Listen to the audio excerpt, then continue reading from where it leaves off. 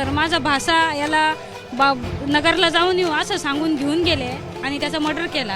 एकच मुलगा राहिलेला आहे माझा, त्याला धमकवते, अजून मारू आणू. माझ्या दिराची इतकी निर्गुणपणे हत्या केलेली आहे की त्याच्या अंगावर 40 घाव करून त्याला रस्त्यापासून याच्यापासून तर दुकानापर्यंतून असं त्याला 100 फूट असं ओढत फरफटत नेऊन कुऱ्हाडी व कत्तीनं त्यांच्यावर घाव घातले आणि त्यांचा खून केला.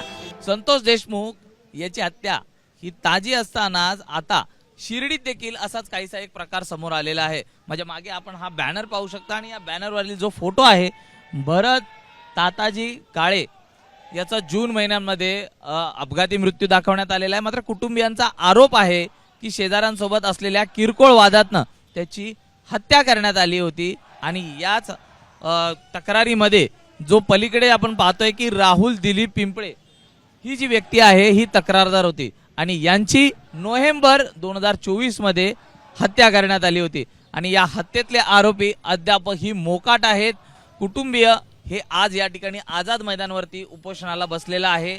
काय नेमक्या त्यांच्या व्यथा आहेत, नेमका काय प्रकार आहे हा आपण त्यांच्याकडनं जाणून घेऊयात.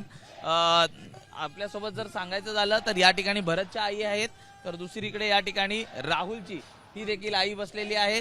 राहुलची या ठिकाणी पत्नी देखील आहेत आणि सहकुटुंब हे या ठिकाणी न्याय मिळावा यासाठी या ठिकाणी उपोषणाला बसलेले आहेत. ताई काय सांगाल, नेमका काय प्रकार घडलेला आहे? हा प्रकार असा घडलेला आहे, जो माझा भरत ताताजी काळे हा माझा भासा आहे. तर माझा भासा याला नगरला जाऊन येऊ असं सांगून घेऊन गेले आणि त्याचा मर्डर केला. त्याच्यानंतर माझा जो त्याचा फिर्यादी राहुल हा होता. राहुल माझा धीर आहे. तर राहुलचं देखील यांनी निर्गुणपणे असा हत्या केलेली आहे. त्याच्या अंगावर असे 40 घाव करून त्याला दिवसाढवळ्या मारलेला आहे आणि त्याचे आरोपी अद्यापही मोकाटच गावातच फिरतायत. त्यांना पोलीस प्रशासनाचं सुद्धा काही भीती राहिलेली नाही आहे आणि माझ्या दिराची इतकी निर्गुणपणे हत्या केलेली आहे की त्याच्या अंगावर 40 घाव करून त्याला रस्त्यापासून याच्यापासून तर दुकानापर्यंतून असं त्याला 100 फूट असं ओढत फरफटत नेऊन त्याच्या मृतदेहाची सुद्धा त्यांनी हेडछाळ केलेली आहे. हे राहुल यांच्यावरती हा हल्ला का करण्यात आला आणि का मारलंय त्यांना आणि कुणी मारलंय? राहुलवर जो हा हल्ला झालेला आहे त्याच्यामध्ये जो भरत काळे आहे, भरत काळेची जी हत्या झालेली आहे, भरत काळेची हत्या ज्याच्यामध्ये जो विजू वायकर, मयूर देठे, किरण बोर्डे, अतुल सदाफळ, अक्षय पडवळ आणि अजून 2-3 जण ते म्हणजे ते अटक आहेत. 3 जण अटक आहेत. त्याच्यातले ते जे म्हणजे याची वैजापूरचे 2 जण त्याच्यामध्ये आहेत. त्यांनी सगळ्यांनी मिळून वाळू तस्कर आहेत सर, त्यांनी सगळ्यांनी मिळून भरतचा खून केला आणि भरतचा फिर्यादी राहुल होता म्हणून यांनी सगळ्यांनी मिळून राहुलचा पण खून केलेला आहे सर. यात एक विलक्षण गोष्ट अशी आहे की भरत काळे याची ज्यावेळी हत्या घडली त्या हत्येतला जो साक्षीदार होता त्याची हत्या देखील राहुलच्या हत्येच्या नंतर 8 दिवसातच करण्यात आली होती. का? कारण हे संपूर्ण प्रकरण दाबण्याचा या वाळू माफियांचा हा संपूर्ण डाव होता आणि आज हे संपूर्ण कुटुंब खरं तर रस्त्यावरती आलेलं आहे. आणि आपण पाहू शकता हे जे फोटो आहेत या हत्येतले ज्याच्यावर 40 घाव झालेले आहेत हे अत्यंत म्हणजे न बघता यावेत असे हे फोटो आहेत आणि पोलीस कंप्लेंट झालेली आहेत. मात्र आरोपी अद्याप मोकाट आहेत. हेच आरोपी अजूनही हा गुन्हा मागे घेण्यासाठी या कुटुंबियांवरती दबाव टाकतायत, त्यांना मारहाण करतायत. मी पुन्हा एकदा या ठिकाणी राहुलच्या आईकडे येतो. आई काय सांगाल, अजूनही त्या मोकाट आरोपींचा दबाव तुमच्यावर आहे? आहे ना, एकच मुलगा राहिलेला आहे माझा, त्याला धमकवते, अजून मारू आणू. आमचं काही जरी अटक झाले तरी आम्ही अजून मर्डर करू 1-2 तर आम्ही थांबू अशी धमकी येते. तर आपण पाहतोय की आम्ही आणखी मारू, आणखी हत्या करू, कुणी आमचं काही करू शकत नाही अशा पद्धतीने यांना धमकवण्यात येत आहे. राहुलच्या पत्नी आहेत, आपण त्यांच्याकडे जाऊयात. ताई काय सांगाल, तुमच्या पतींची हत्या झाली, अजूनही तुमच्यावरती दबाव आहे, आरोपी मोकाट आहेत, तुम्हाला देखील धमकी येत आहेत? हा येतात ना.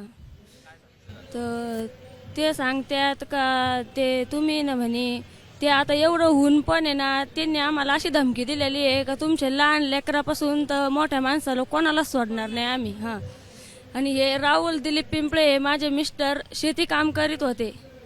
तर मग शेती काम करीत होते. नोव्हेंबरला 8 तारखेला ते रानातून आहे ना, शेतातून आहे ना रोट्या मारून आले आणि ते ना चहा प्यायला गेले.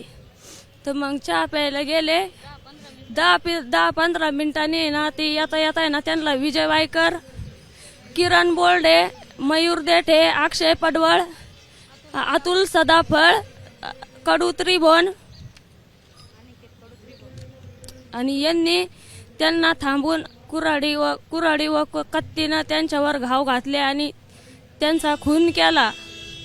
खून करून बी आणि त्यांना तिथून येणार रस्त्यावरून वडीत आणून इकडं दुसऱ्या रस्त्याला टाकलं. श्रीरामपूर हद्दीतून राहत्या हद्दीत टाकलं. श्रीरामपूर हद्दीत त्याचं मर्डर करून राहते हद्दीत दाखवायचा होता त्यांना. म्हणजे राहत्याचे पोलीस त्यांचे चांगले संबंध चांगले आहेत पोलिसांचे त्यांच्यासोबत. आता यामध्ये जे आरोपी दाखवण्यात आलेले आहेत सोपान उमेश निगळ, अनिकेत त्रिभुवन, अक्षय पडवळ यांना अटक झाली आहे का? यांना अटक झालेली आहे पण जे मेन आरोपी ते पकडलेलेच नाहीत ना सर अजून.